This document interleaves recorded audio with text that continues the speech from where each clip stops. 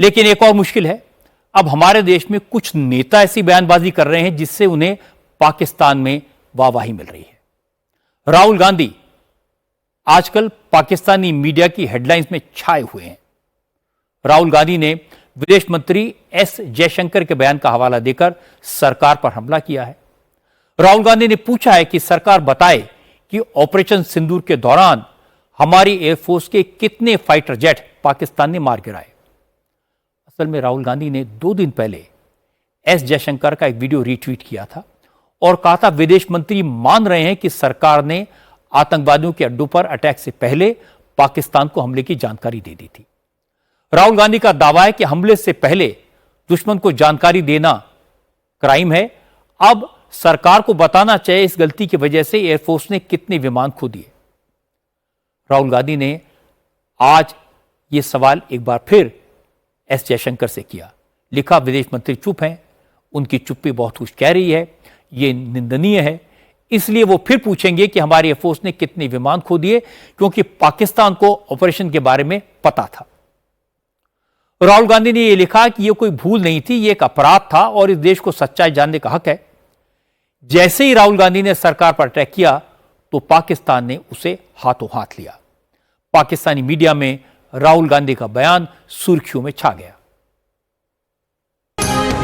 भारत के कायदे से इख्तिलाफ, राहुल गांधी ने वजीर खारजा जयशंकर का जवाब न आने पर अपना सवाल आज फिर दोहरा दिया। अपने बयान में राहुल गांधी ने कहा है कि वजीर खारजा जयशंकर की खामोशी सिर्फ मानी खेज नहीं बल्कि तबाहकुन है। वो आज फिर पूछ रहे हैं कि क्या भारत ने अपने तैयारे इस वजह से गंवाए कि पाकिस्तान को हमलों का पेशगी इल्म था। राहुल गांधी का कहना है कि यह महज कोताही नहीं बल्कि एक संगीन जुर्म था और कौम सच जानना चाहती है।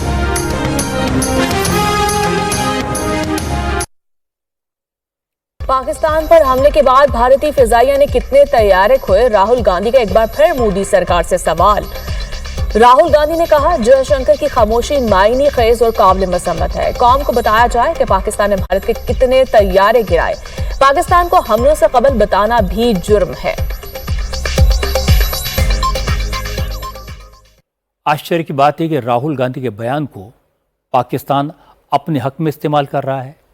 इसके बाद भी कांग्रेस के बड़े बड़े नेता राहुल गांधी के स्टैंड के साथ खड़े हैं, राहुल के सवालों को जायज़ बता रहे हैं। हालांकि इस मामले पर विदेश मंत्रालय ने अपना स्टैंड बिल्कुल क्लियर कर दिया है। आज पार्लियामेंट्री कमेटी की मीटिंग में कांग्रेस के नेताओं ने एस जयशंकर के बयान पर सवाल उठाए, राहुल गांधी के आरोपों का जिक्र किया तो विदेश सचिव विक्रम मिस्री ने साफ साफ कहा, ऑपरेशन सिंदूर पर विदेश मंत्री के बयान को गलत तरीके से पेश किया जा रहा है। भारत ने पाकिस्तान में आतंकी ठिकानों पर हमले से पहले नहीं बल्कि आतंकी ठिकानों पर हमले के बाद पाकिस्तान को इस बारे में जानकारी दी थी। जो बात विक्रम मिस्री ने कही, असल में एस जयशंकर ने वही बात कही थी। कांग्रेस के नेता एस जयशंकर के बयान की जिस क्लिप को सर्कुलेट करके सरकार पर सवाल उठा रहे हैं, वो क्लिप मैं आपको सुनवा देता हूं, आपको खुद समझ में आ जाएगा। We achieved, the goals which we set out to do by destroying the terrorist infrastructure in Bahawalpur, Muridke, Muzaffarabad and other places.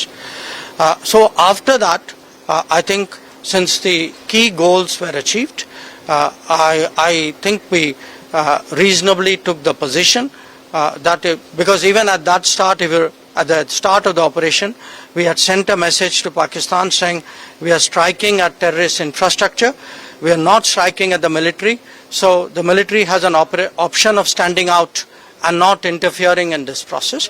They chose not to take that good advice. Rahul Gandhi ने सोशल मीडिया के जरिए S Jaishankar के इसी बयान पर सवाल उठाए। इस रुख पर आर्मी के अफसर हैरान हैं। आज आर्मी एयर डिफेंस के DG lieutenant general Sumer Ivan D'Cunha ने कहा, अगर पाकिस्तान को पहले से पूरी जानकारी होती तो क्या लश्कर और जैश के ठिकानों पर 100 से ज्यादा आतंकवादी मरने के लिए बैठे थे। For any conflict to be successful, surprise is the greatest element, and the very fact that we got 100 terrorists, if not more, in their respective places where the camps were, I mean, that itself gives you an answer. If this was so clearly enunciated before that I'm coming and I'm going to target your terrorist camps, then they would have been empty. That we got big names. Big names in the terrorist, Pak terrorist hierarchy only tells you that the matter of surprise was at its highest.